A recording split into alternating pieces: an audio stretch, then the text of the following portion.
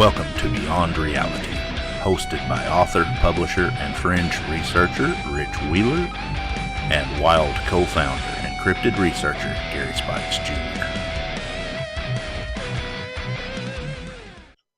Hello, everyone, and welcome to the show. This week, we got a great podcast lined up for you. We got two special guests. That's right, not one, but two special guests. Later on in the segment, they're going to tell you about their Dogman stories. They're really good, and I can't wait to get to that. With that said, obviously, this week is all about Dogmen, and do they still walk amongst us? Now, if we go back ancient history or look back through legends and stories from the past, different writings. First off, let me start with this. Cynocephaly is a name given to the dogmen back then, and it's even used nowadays to define what a human body with a head of a dog or a jackal.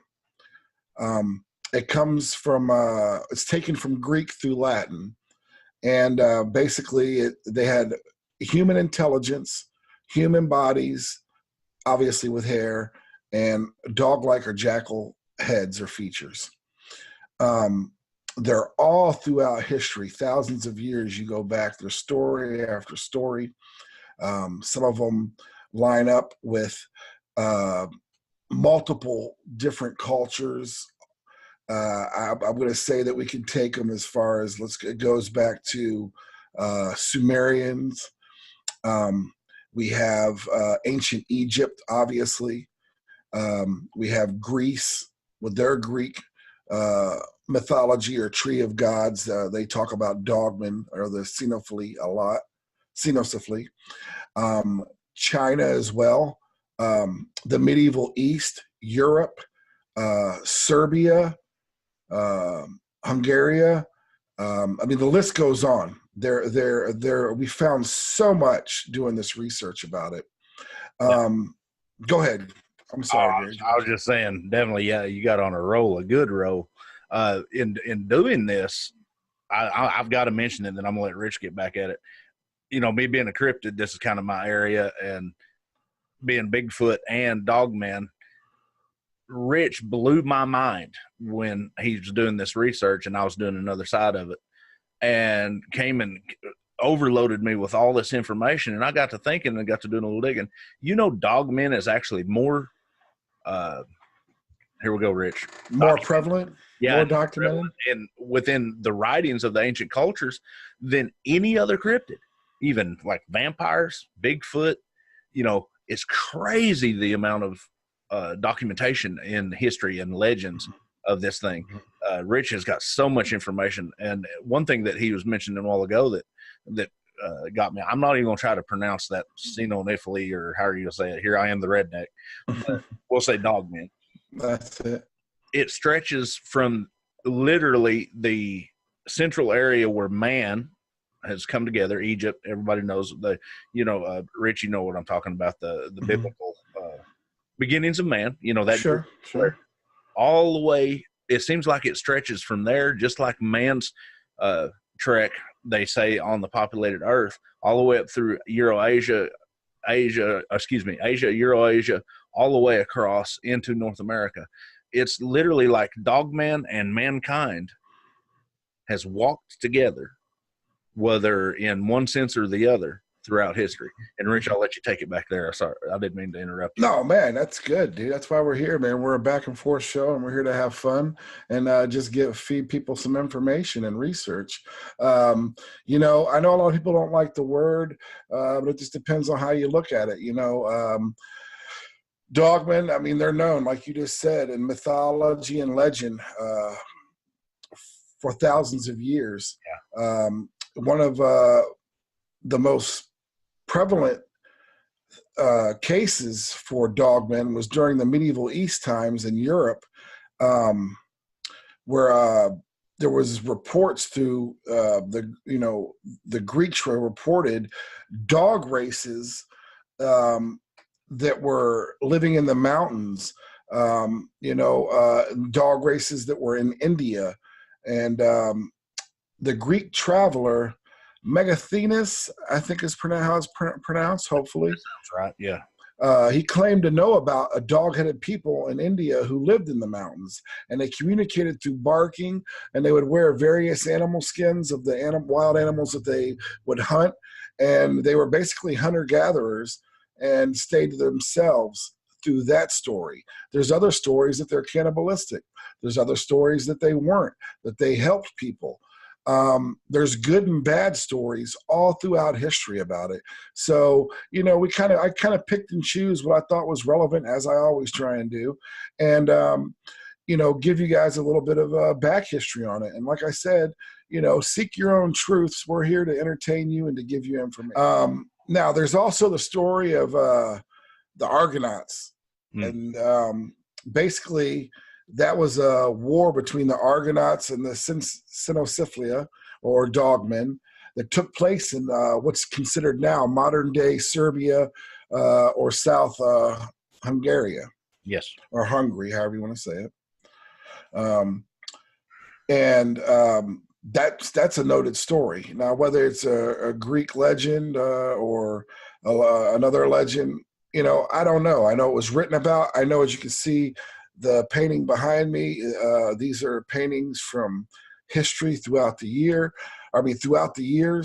I will also, as we go on, be trying to put up other pictures as we go.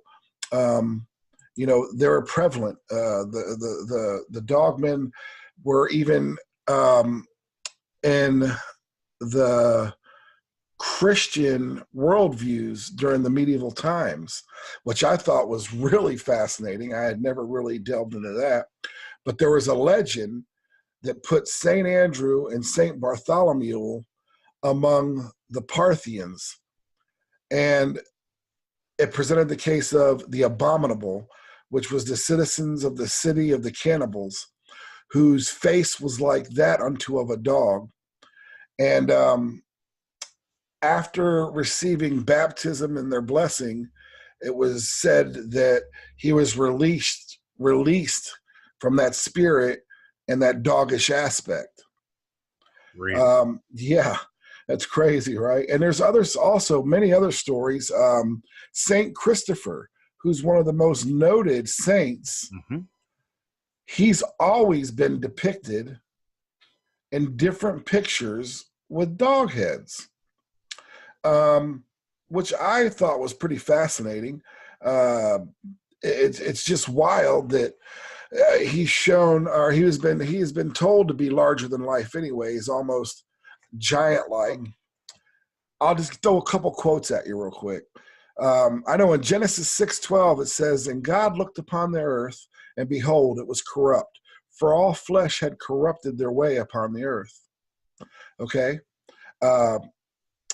Although I know a lot of people don't take to heart, and it's especially the Jewish followers, the Book of Jasher has been said to either be true or fake or just a work of fiction, or, you know, it was nonfiction. I mean, there's so many arguments on that. And also the Book of Enoch, which a lot of people do put their trust in the Book of Enoch. It's not a part of the Bible, but it's something you can refer to. Yeah. So what I'm getting at is in the Book of Jasher, it said, "And their judges and rulers," which were the watchers, "went to the daughters of men and took their wives by force from their husbands according to their choice. And the sons of men in those days took from the cattle of the earth, the beasts of the field, and the fowls of the air, and taught the mixture of animals of one species with the other, and order therewith to provoke the Lord. And God saw the whole earth, and it was corrupt, for all flesh had corrupted its ways upon earth, all men and all animals." Okay? And then in Enoch, it speaks, "The giants turned against them and devoured mankind, and they began to sin against birds and beasts and reptiles and fish, and to devour one another's flesh and drink the blood." Now, it also talks about them tampering with DNA, trying to splice the different animals together, or even splicing human-animal hybrids and things of this sort. So is that where the origin of dogmen could have started? Could they have made it past the flood? Who knows? I mean, I'm not gonna denounce anything, and I'm not gonna say yes or no to either of that, because you gotta find your own truths on that. I'm just reading what I find. I know that there are still sightings to this day, and two of the stories that we have later on that are told by these guys, they're pretty. They're pretty. They're pretty solid. I mean, and open your eyes. And I mean, well, folks. With that said, we're going to get ready to go into an interview. We got our first guest getting ready to come on the line, and hopefully you enjoy his story.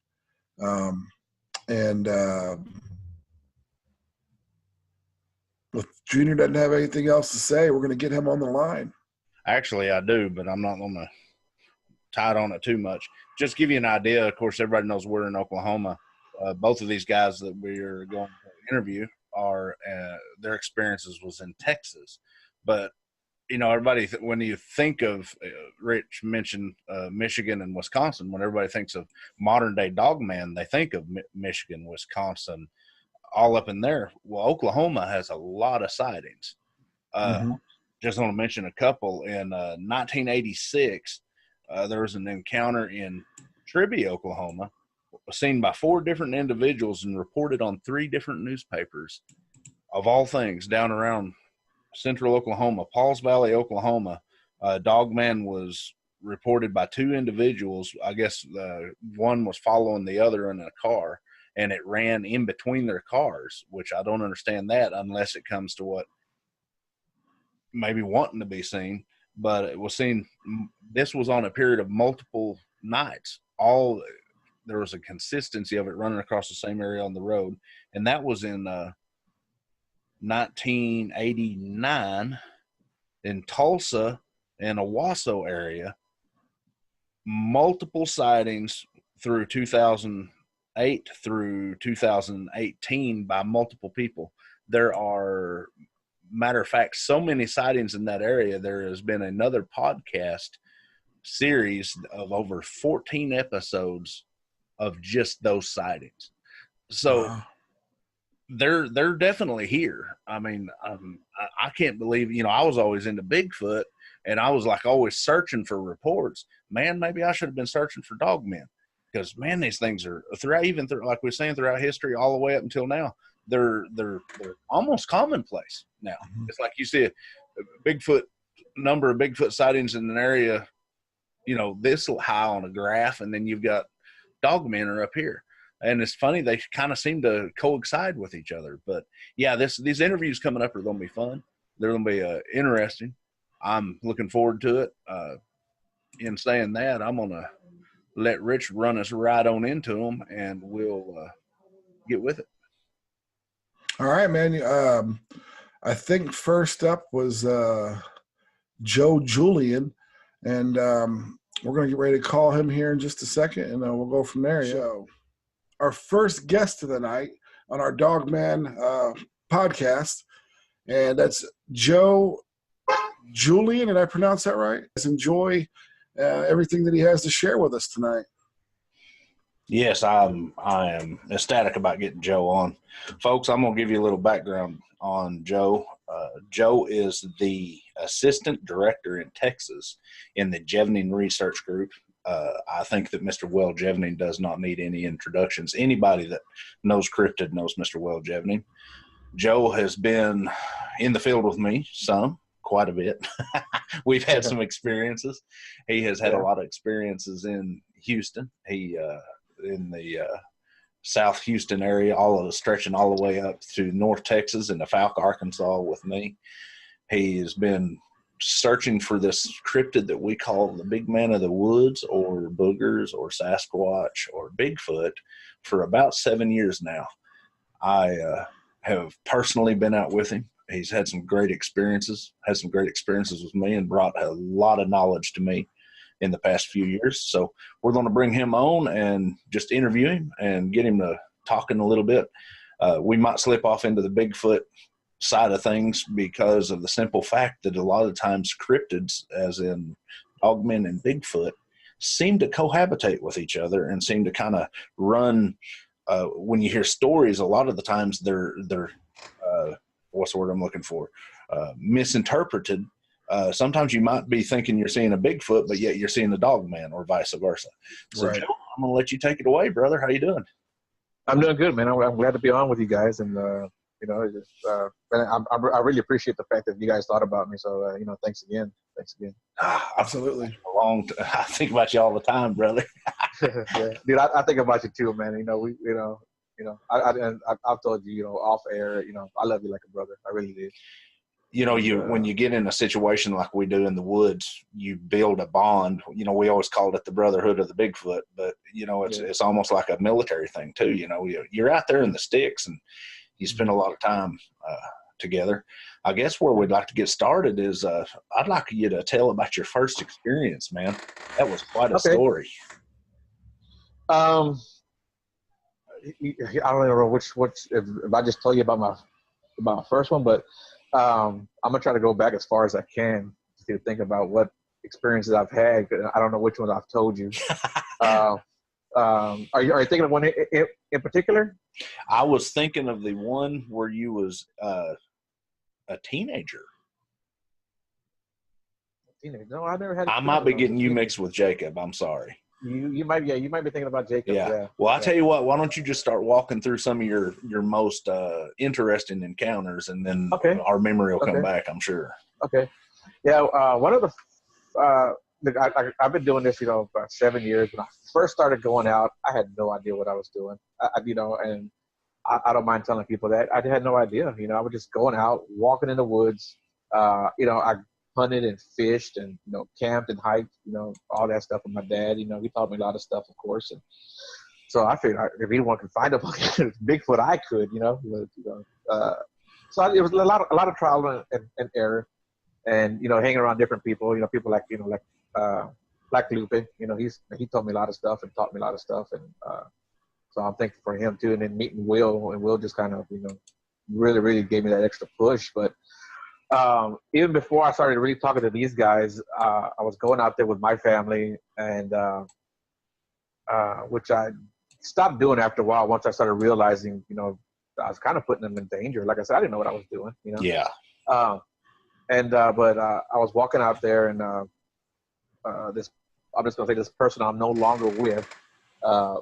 She says, "Hey, look, come here," and she was up maybe 30 feet from me. So I followed her up there, and she's like, I saw something move behind this tree over here. And she pointed out, it was maybe 50, 60 feet away from the off trail. And this trail, even before I really knew about this trail, the trail I'm talking about is the Lone Star Trail here in the San Eastern Forest. And at the time, I didn't know its history. And so it was just, I guess, a coincidence that I happened to wind up on this trail. So I said, I pointed. I said, yeah. I said, I just saw something move. I saw something go from one tree to the next tree. And it was a reddish in color. It was just big old blur of fur is all I could tell you, or hair. And I said, yeah, it's right there. And she said, no. I wasn't looking there. She pointed more off to the right. She goes, I'm talking about over here. She goes, I saw something big and gray move behind the tree. So multiple animals.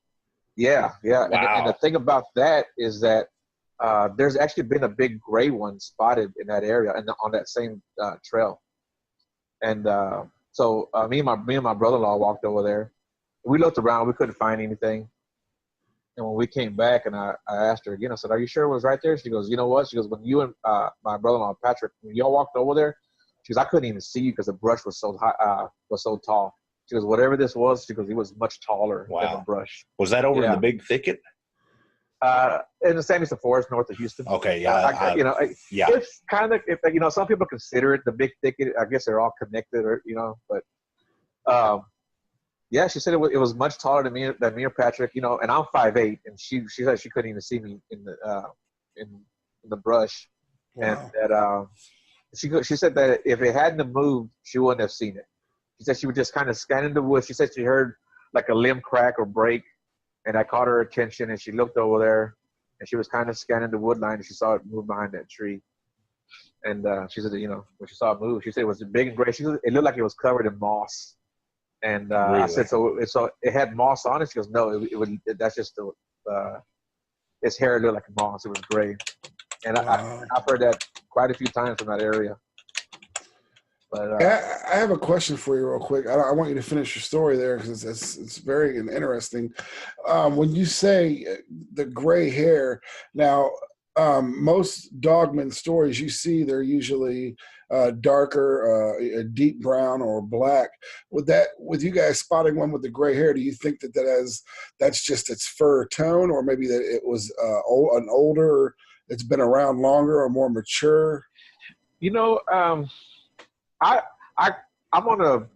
in the belief that as they get older, they probably turn grayish and then whitish. That's just my belief. So I think maybe in all possibility, it could have been an older one.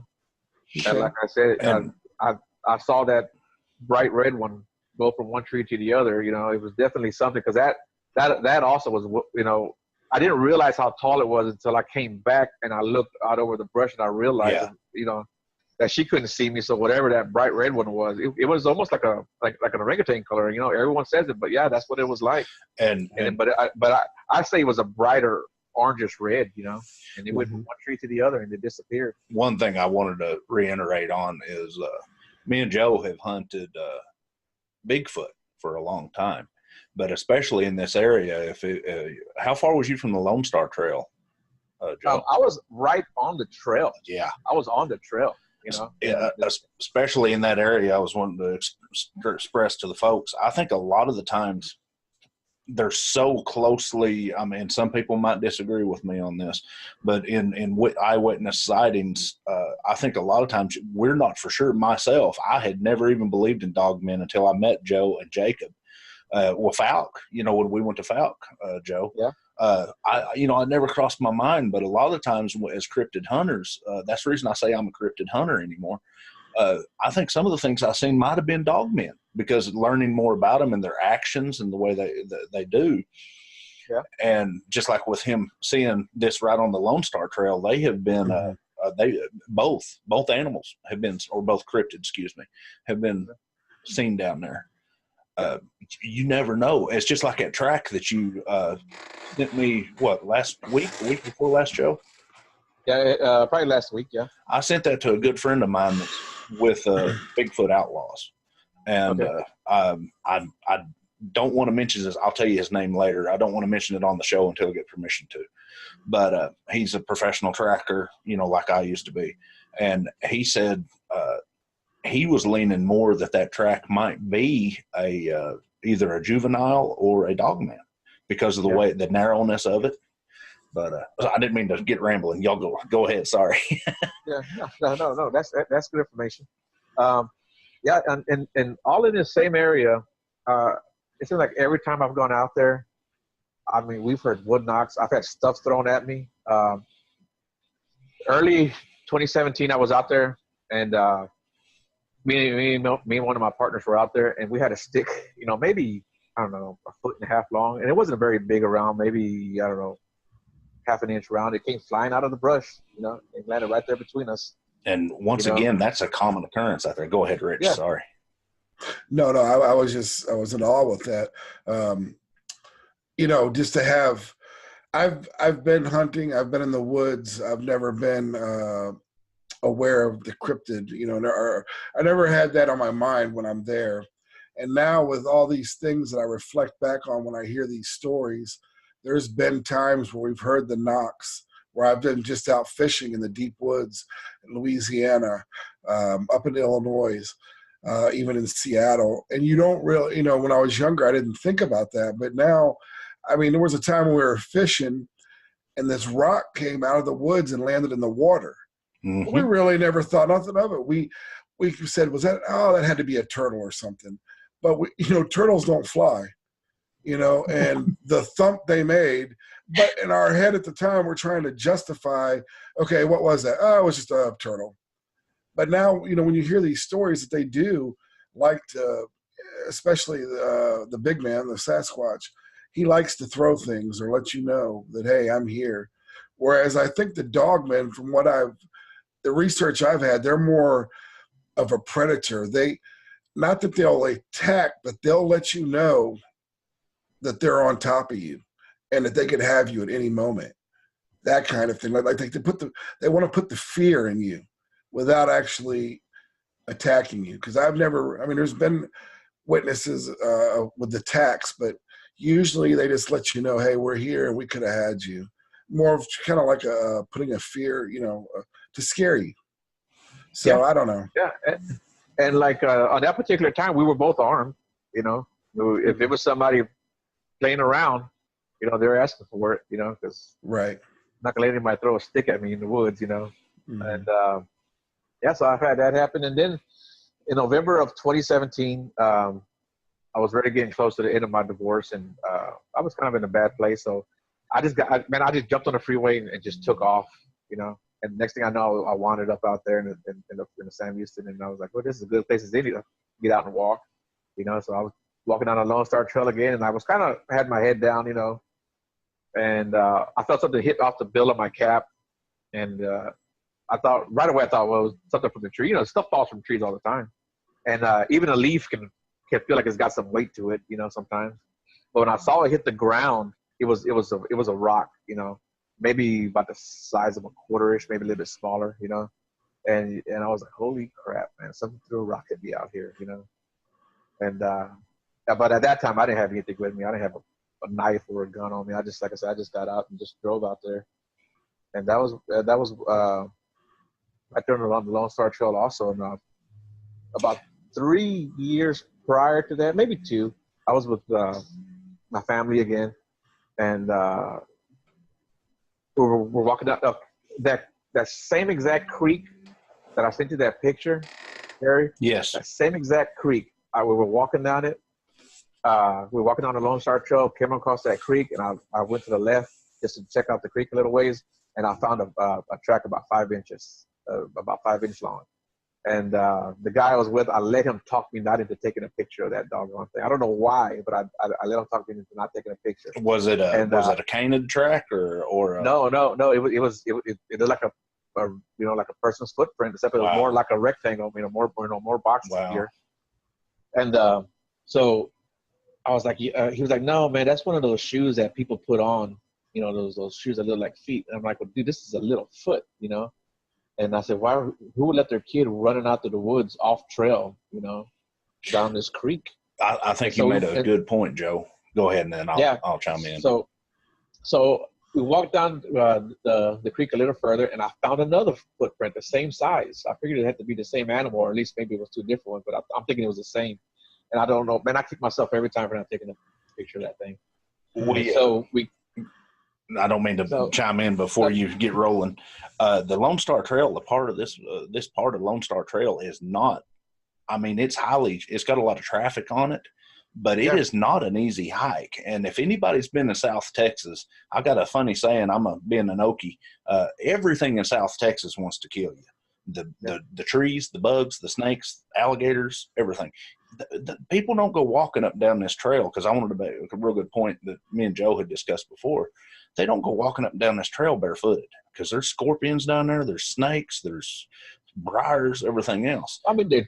Just the ticks themselves. I'm gonna tell you right now, man. And unless I think it's a good area, then I'll walk off trail. But other than that, I'm not gonna.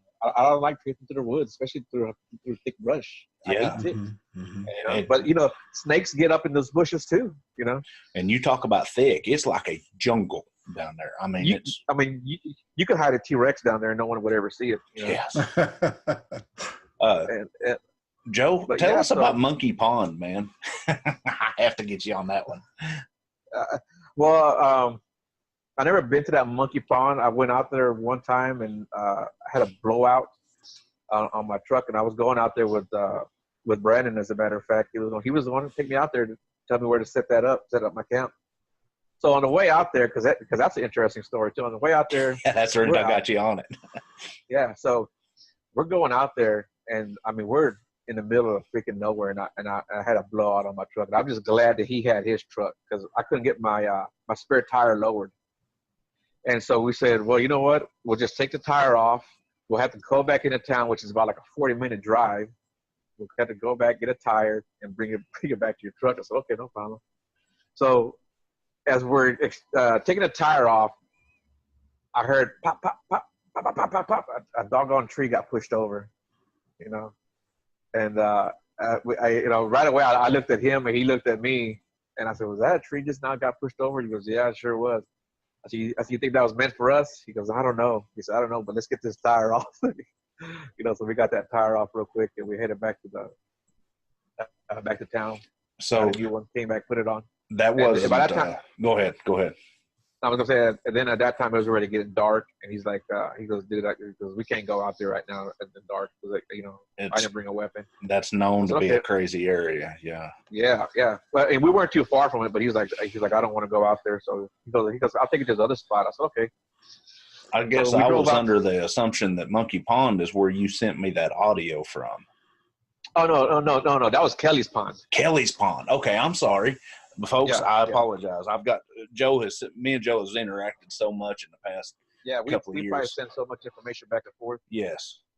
But the audio I sent you was from Kelly's Pond. Yeah. But so let me get back to the story. So we drive back to this other trail. He's like, we can drive down this. It's like 2 miles long. So we drive down this trail, and I call it a trail because you couldn't turn your truck around if you wanted to, And I was in a single cab truck, Ford pickup truck, and if I had to turn that thing around, I'd be stuck. So we get all the way down to the end. It's got like a little circle where you can't turn your truck around, and we park our cars facing out, of course. And he's like, give it a minute, let the woods settle. I said, okay. So we're out there, we're letting the woods settle. We hear these 3 screams, and it sounded like a woman screaming. And as I was gonna say something to him, he kind of holds his finger up like be quiet, don't say anything. And he kind of holds it up like to listen. So I'm listening, and right after those 3 screams, we heard 3 loud whoops. And he told me, he said, that's the females calling. Oh, well, yeah, that's the females looking for the males, and the males are telling where they're at. Oh, wow. Yeah.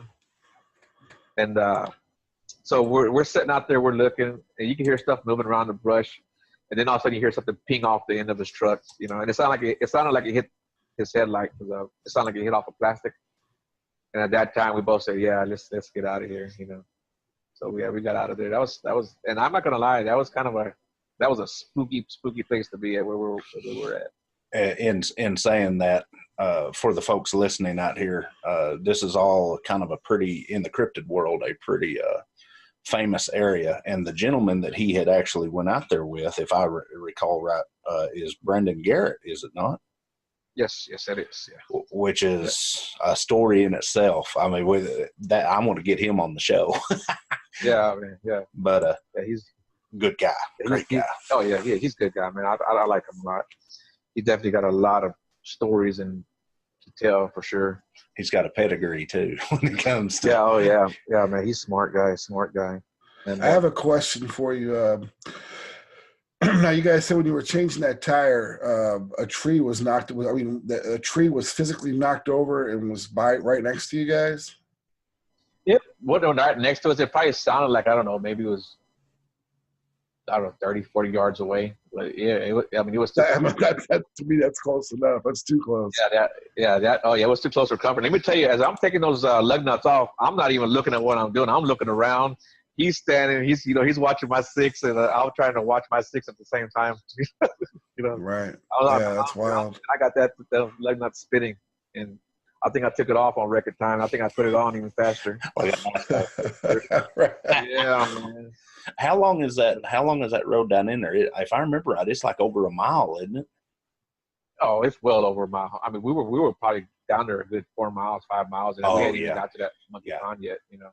I keep getting Kelly Pond and Monkey Pond mixed up, because Kelly Pond's the shorter of the two. It's short, but it's still probably a good 2 miles at least, maybe 3. Yeah. In saying that, Joe sent me probably a year and a half ago, sent me some audio. I've been, for the folks listening out there, I've been doing like some audio work and video work, like I said in the prior video, leading up to this interview, for other people. And I just started it professionally, and I just started doing it for these guys. And he sent me some audio, and I'll let Joe get into that. I think it was you and Shane that was out at that time. Yeah. And as a matter of fact, I could probably resend you some of that stuff if you want, and you can show Rich. I actually have the sampled down version. I was going to put it. I'll put it in here. I'll have to edit it in. But you plainly, Rich, I'm telling you, as plain as day, you're walking through the woods and you hear like a tree snap, and then you hear a whistle. And you can tell that it's not Shane or Joe because it's in the distance. And Right. this was in the middle of the night, and this place is a long ways out there. And you hear the first whistle, and then on the left, you can hear it on the left. And then on the right, because Shane sent me his audio, you hear an answer on the right. And it's flat out spooky. It's almost like they're tracking them, going through the woods. And right, and what kind of who's out in the woods that late at night except for people looking for things? It's not like you have a lumberjack crew out there, whistling, "Hey, move out the way!" Or, I mean, that their communications and clicks, whistles, hoots, So, yeah, that's wild. I'd love to hear that audio. Yeah, and I've got one really good whoop. It sounds like that whoop that's on that other show, the Sasquatch Chronicle show. They're opening. They got that long whoop. I've got one of those recorded also. Wow. And then I've got those tree knocks. I don't know if I've ever seen those tree knocks, but you can hear there's 3 tree knocks, and you can tell that they're spaced out as far as distance goes. Yeah. You hear one real nice and clear and crisp, and you hear the second one. You can tell it's further out. And you hear the third one. You can hear it's further out too. I've got this scream. It sounds like almost like a chimp screaming, And then I've got some howls. We're definitely got to do a Bigfoot show and have you back on just to cover that. Go Joe, audio. Yeah. I'd like to get into this was kind of the highlight of for me this show. I know it's not really Dogman related, but come to find out, the man actually claimed that he had seen some. But could you tell us a little bit about coming to Falk? I was already there with a group, but coming up and meeting. Let me give a little history on this. If anybody that's got into Bigfoot has seen The Legend of Boggy Creek, that was filmed in Falk, Arkansas. And one of the characters on Boggy Creek, real life, that they made that character out of was a man by the name of Shorty Crabtree. And Joe, the lucky rascal, got to go meet the family and see Smokey. Yeah, Shorty was the one that's still alive now that I talked to. That was those. Joe, tell us about this. This is great, and Rich, you'll get a kick out of this. So my friend Brian Impey, he's the one who actually got it all set up, and I told him we were going out there, and he's like, "Man," he said, "I'm really good friends with the Crabtree family. I might be able to get you and somebody else up there to actually go to the property if you want to." I'm like, "Man, shit, yeah, I'd love to go up to the property." So me riding up there with Ernie. Yes. Ernie was a lucky one to go. So so we got to go up there, and we went to the property. We went to Smokey's little. It's like a big trailer home, I guess. Or maybe a house, really, up on blocks of it. That was his own personal stuff, all his stores, everything that he sold. And this guy was the ultimate, survivor. Oh, man. yeah, by far. Yes. Oh, yeah. If there ever was one that, he was it. He was like a Golden Gloves boxing champion. Mm-hmm. He was like a maritime, welder. He had all these certificates. He was one heck of a guy. I'm gonna tell you that right now. He's probably one guy you wouldn't want to mess with. And all of his personal accomplishments, from being a fisherman to being a hunter, being a guide, the guy was incredible. He was incredible. But yeah, we got to go onto his property, and we didn't get, there's no activity there anymore. It's been modernized, roads and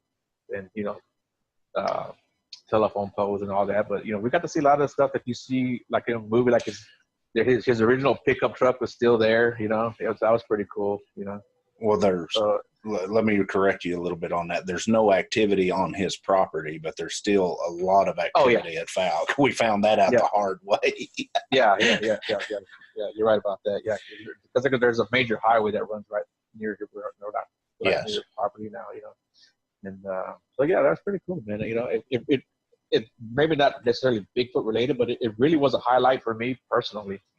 Well, in saying that, me being, teaching the survival and doing the survival like I did, Shorty was kind of, I mean, I would put him up there with matter of fact, Les Stroud and even Dave Canterbury. And I'll mention both of them's name. Guys are great mentors of mine.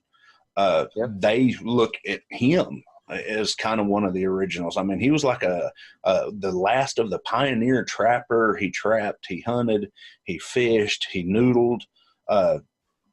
Was it you or Ernie that was telling us about that great big gar he had pictures of? Yeah, but dude, he's got gar. He has one of the biggest snapping turtles I've ever seen. You know, he had hogs, and he had that he had mounted. You know, bobcat. He's killed everything in that forest, I believe. And in saying that, the reason I was wanting to say that and lead into that is this is the kind of man that spent a lot of time out in that swamp. And I'm now the reason I brought. I have to say that Rich is the paranormal and alien and conspiracy side, and I'm the cryptid. You know that. But I wanted to bring you on first. That's on the lead up to Jacob and mine's experience there, where we actually tracked a dog man. I believe in my interpretation, I think we tracked one for a while, but Shorty. Excuse me, Smokey. God, somebody needs to slap me. Rich, reach through the screen and smack me upside the head, my brother. But he was out in the areas that the story of the Falcon Monster or Boggy Creek, Legend of Boggy Creek happened. And like I said, one of the main characters was about Smokey. I mean, he was one of that was part of the storyline, and he was able to be out there and to be into the swamps and see all that. And doing a little bit of research on this later in his life, he of course that, Joe, that he got to where he was speaking a little bit about it. He actually mentioned other things. His exact wording: there are other things in that swamp as dangerous or more dangerous than Bigfoot. Yeah. Oh wow. Yeah, that was. Go ahead, Joe. No, I was going to say something interesting that I kind of want to talk about. Or just tell you that I thought it was fascinating. I had this friend of mine that I grew up with. She lived right down the corner of the street from me. We know each other since we were little kids, and of course, we're all now grown up, married, and stuff like that. So she had posted one day on Facebook that her mom, who rarely speaks anymore because she had had a stroke, and she couldn't really talk, but she goes, yeah, my mom saw this Bigfoot show, and we can't get her to stop talking about Bigfoot now. And she was kind of laughing about it. But like I said, her mom couldn't really talk that much, but she wouldn't shut up about Bigfoot because she said that when she was growing up as a little girl that there was a Bigfoot that would come out of the creek and come up to their house and look into their windows, And so my sister, she saw it. She goes, hey, you need to contact Becky right now. So, okay. Wow. She told me about it. So I called Becky up and said, hey, what's going on? What's going on with your mom? And she started telling me, and, we kind of having a laugh about it, And I said, you need to sit your mom down and talk to her and try to get as much information out as you can, She goes, yeah, I will. But, she had that stroke. And poor lady, I don't think she lived more than 2 months after that. But she did ask her mom, where was this at? Where she told her? Falk, Arkansas. Really? Wow. Yeah. Okay. That was just, and I was like, oh man, it would have been great to actually listen to some of her stories. Oh yeah, and that was just here recently, wasn't it? That was after me and you went down there. Yeah. Joe, I want to touch base with you. You was born and raised in South Texas, right? Yeah, here in Houston. Yeah, right there in Houston. And guys, if you haven't noticed with Joe's name, Joe is of Hispanic descent. And I wanted to touch base with you. I remembered a conversation in between me and you and Jacob a while back about the Hispanics, if I can word this right, the Hispanics' belief in cryptids, like dogmen and Bigfoot, because me and Rich, we have this discussion a lot about matter of fact, prior to your interview, we're going to talk a little bit about the history of dogmen and the relation in religion. And I was wondering what your opinion on, like the history of in your family and your culture. Do they recognize dogmen or? You know, Bigfoot? I think they kind of because I know, like in Mexico, especially like in Mexico, they call it the lobozone, you know, which is basically, you know, a werewolf. Mm-hmm. But I think in the Hispanic, you know, culture, I think they kind of put the label on this all as a something more spiritual, you know. And I think, you know, that's what I think, because, you know, like, I mean, like old school Hispanic people, I mean, they're very religious. Yes. And, you know, and that's what they turn everything to, especially things they can't explain. It's got to be spiritual. You know, it's got to be something we're doing with religion, you know. And that goes for, you know, that's just not Catholic. That's for whatever religion these old school Hispanic people are, man. They're, you know, they're into it. You know? And so that's what I think, or at least my experience, is that a lot of the Hispanic people, especially older people, write it off as something that's spiritual. And I think, in my own opinion, I know people don't like it when I say it, but I don't know if you guys are familiar with La Llorona. Have you ever heard of that? I have. There was actually a movie about this where a lady drowned her kids, and, you know, so now at night she goes out, you know, by the body of water, screaming, and she's like, a lot of times you hear that she's dressed in white. Yes. You know, and she actually gets live children to come out in the water with her. Yeah. And my own opinion is that that's probably a Bigfoot that, you know, that's happened to be white, you know, and all white Bigfoot. Someone sees just screaming, and it very well could be. Yeah, and like I've told other people, like on the way to San Antonio, because, you know, I lived in San Antonio for a little while. You know, once you get about, I don't know, 40 miles outside of San Antonio, roughly, you're passing up all these creeks and rivers, and you have like Walnut Creek, you have Long Branch Creek, Allen Creek, Mills Creek. There's all these typical names, right? And there's one creek called Woman Hollering Creek, you know. And so I looked up where that name originated from, and they said a lot of Hispanic people originated from from La Llorona, you know. So yeah, but you know, to me, it doesn't make sense for everything that's screaming by the body of water to be, you know, her, you know. Well, it's funny that you say that, because I've got a very good friend from Veracruz, Mexico, one of my best friends, and I want to have him on a show, because there's a lot of history down there. But they mentioned, I can't speak it because my jaw's so messed up, La Haruna. But we all know that Bigfoot traverses creeks, and I'm sure Dogman does too. And there's even more stories, you know, that kind of come off of that. But that story is common from South Mexico all the way up into even here in Oklahoma. We have a creek in western Oklahoma they call it's Crybaby Bridge, but there's a lot of similarities of the mother and the child. You know, it's crazy. Me and Rich, we do everything, you know, fringe or paranormal. But I think that you've got something going there, you know, about the woman screaming and Bigfoot screaming, because even Native American cultures, me and Rich was talking about that the other day, and he mentioned it about the Native Americans believe that Janoskwa or Sasquatch would come and take children. Well, I mean, you know, I'd like to just touch on real quick what Joe was saying, you know, the spiritual aspect of it, and especially with the Hispanic culture, most of them I'd say are probably Catholic. And if you look at that, the stories of Saint Christopher, you know, he is often predicted with a dog head. And there's stories of Saint Christopher, you know, that trace him back. A lot of it was misinterpretation back in the days, but the fact remains that he has always been associated with the dog head or around. There's images, there's been paintings from the medieval times, and especially during that medieval era, Saint Christopher was looked at as having a dog head, and that he was not cleansed of that until his baptism by Christ.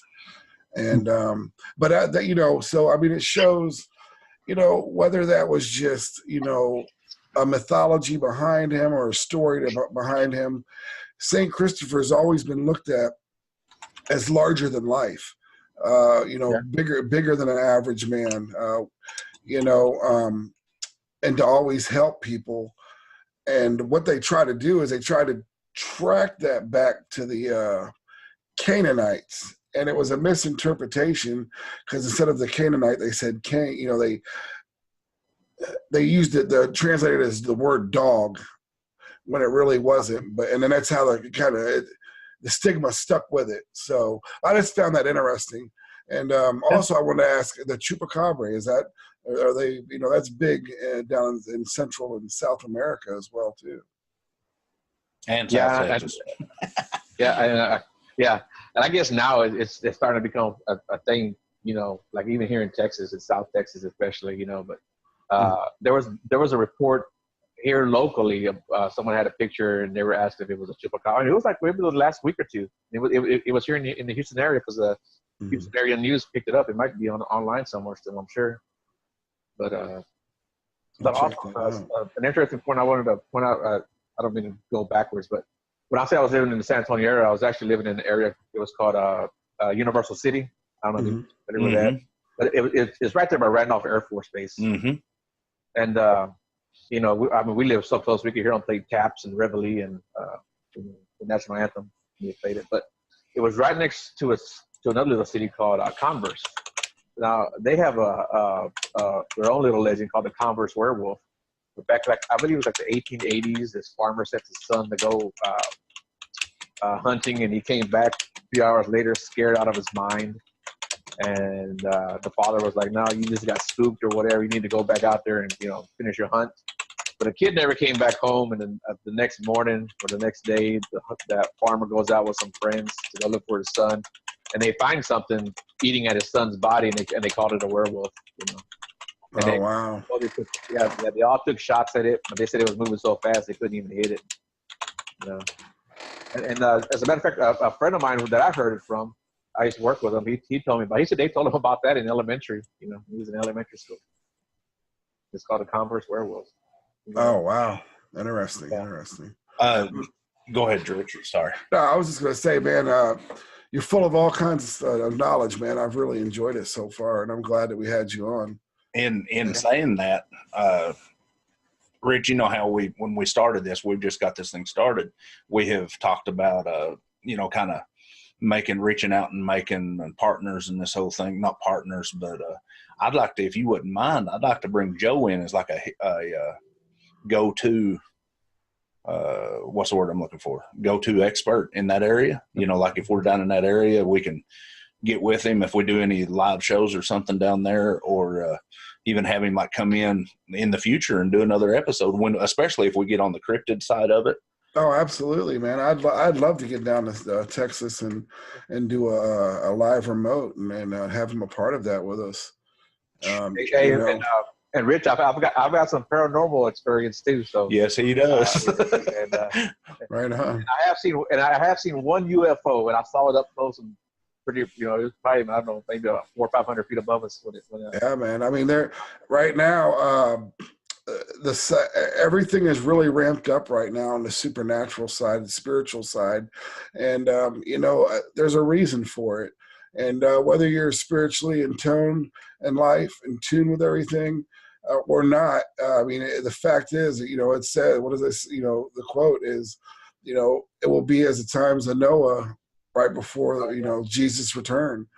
And you know, during the times of Noah, there was everything. There was, I mean, you know, giants and all abominations that you can think of. You know, they were splicing DNA back then. They had that knowledge from the fallen angels.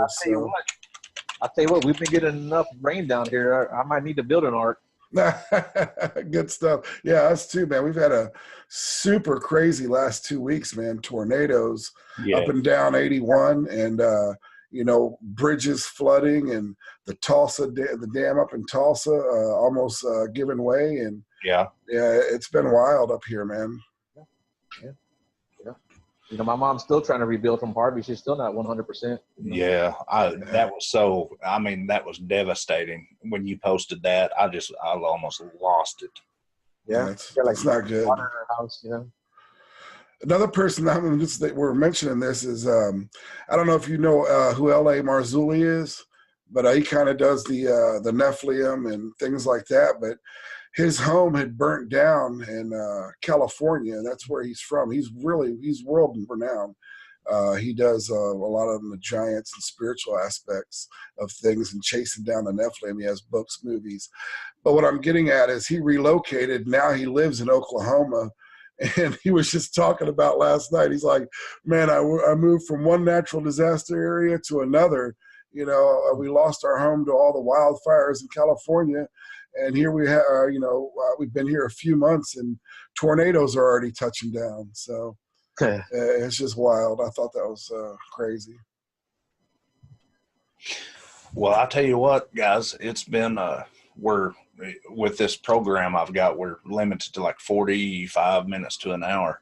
But I'd definitely like to invite you back on the show, Joe. And we'll even do especially because I know you and Jacob's history with the paranormal too, and you're in a prime area. Definitely have you back on the show. One thing I would like to do though is, guys, if you are in the South, any of our listeners are in the South Texas area, as I said, Joe is the assistant director for Well Jivning's group. I'm going to have him, if he would, tell his contact information and everything so people can contact you if you want to go out or have a sighting of anything in that area. Give Joe a shout and he'll get with you. He's a heck of a guy. I'll be honest with you. I put my life on him because we've been out in the woods together, and he's a knowledgeable guy. Joe, if you would, just give your contact information for us, please. Okay, yeah, I will. It's jrg.fieldcountry@gmail.com, and that's it. Awesome, man. Yeah, it's been great, dude. I enjoyed talking with you, and I look forward to actually meeting you in person and growing our relationship together as this thing blossoms, man, and having you a part of it. And hopefully, like he said, we can use you as a correspondent down in the Texas area and, have you back on the show many, many times. Yeah, man. I've got a few places I'm going to hit this year, and man, I got no problems, Then you know what I come up with and what I find. Absolutely. One quick question. This is on a kind of reverse back to Dogman. You said you lived in San Antonio for a while. Yeah. I was listening to a crazy story the other day, and I wondered if you had heard anything about it, about a church. Oh, where there was a well close to it. Yeah, it wasn't in San Antonio, but it wasn't very far. Wasn't it around the like Austin area or something like that? Yeah, like right around the Wimberley area. Yeah. That's I've got access to that property. Really? Yeah. Folks, in saying that, I'll give what little history I have heard on this. There has been multiple sightings over years. There has been attacks. There has been literally people run out of this thing by dogmen. And I've actually talked to people in that area. Really? See, there you go. Yeah. I mean, that's a whole nother show itself. They say that they have seen these things crawling out of the old well. Yeah. That's crazy, man. Well, that well is only like 20 foot deep. That leads to the whole deal of the spirituality aspect of it. I wonder if that rascal is not a gateway. Yeah. Gateway or portal. Absolutely. I don't know if you ever thought about that, Joe. I mean, no, I never have. I never even heard it was only 20 feet deep. Honestly, that came from a mutual source of ours. I won't mention him. Okay. I'll send him the message. Send you the message who it is. That we both know. He lives in that area. Okay. You know him, but yeah, I'd like to get down there and check that. I want to do a live show there. But Joe, we sure appreciate you, brother. We appreciate you having you on, man. And I appreciate you having me. That's for sure. We're the beneficiaries of this one. Yeah, it was great talking with you, man. We appreciate it, and I look forward to having you back on in the future. And for everybody out there, we hope that you enjoyed it, and God bless on that, man. Thank you, Joe. Thank you, guys. I appreciate it. I'll message you here in a little bit, brother. Okay, I will. Okay.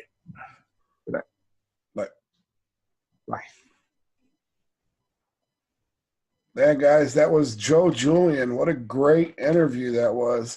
I pulled a lot away from that, and a little bit he teased us with some stuff. So I'm looking forward to working with him in the future and actually getting down to Texas. Junior, I think that was I mean, some very interesting information that he shared with us. That and what's so funny with you'll find with, and I'm sure we're going to get into it with your side of it, Rich, is that's just a drop in the bucket. Oh yeah. I mean, we could have probably talked for 4 or 5 hours. Oh, yeah. I mean, oh yeah. So, go ahead. Oh no, I was just going to say. With that said, we'll be moving on into segment 3 here in just a moment. So, everyone, bear with us, and we'll go from there. Yep. We're going to back out of it for just a minute and get set up for, like you said, segment 3. But I'm looking for, like I said, you said, I'm sorry, looking forward to having Mr. Joe back. And we got a lot of other guys that's knowledgeable that we're going to bring in on crazy different subjects. It's going to be fun.